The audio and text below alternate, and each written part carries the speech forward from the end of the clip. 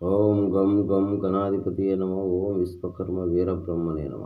మిత్రులందరికీ నేను పంపించిన వీడియోలు ఉన్నాయి కదా, చూశారు కదా. ఈరోజు ఇంగిలీకము సింధూరం ఎలా తయారు చేయాలనేది చెప్తా వినండి. 100 గ్రాములు ఇంగిలీకము, 100 గ్రాములు తినే ఉప్పు, ముళ్ళ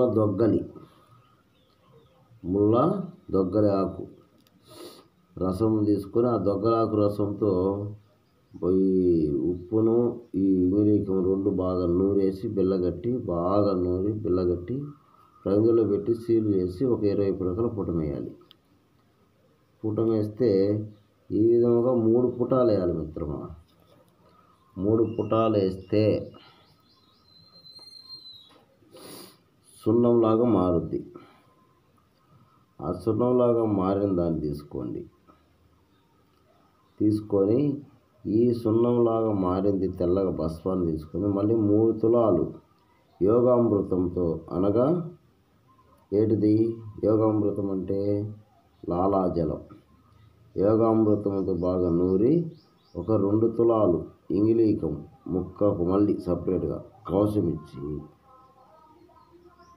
కవచమిచ్చి ఆరబెట్టండి. బాగా ఆరబెట్టి ఒక 2 లేక 3 పుటాలు వేయండి.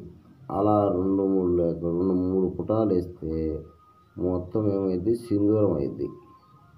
ఈ సింధూరం తీసుకొని మనము ఏ విధంలోనైనా, వైద్యంలోనైనా, వాదంలోనైనా మనం ముందుకు పోయే అవకాశాలు ఉంటాయన్నమాట. ఆ విధంగా చేసుకోవచ్చు మిత్రమా. ప్రతి ఒక్కళ్ళకు తెలియబోయే ఇది విషయం. విశ్వకర్మ అవగాహన వీడియోస్.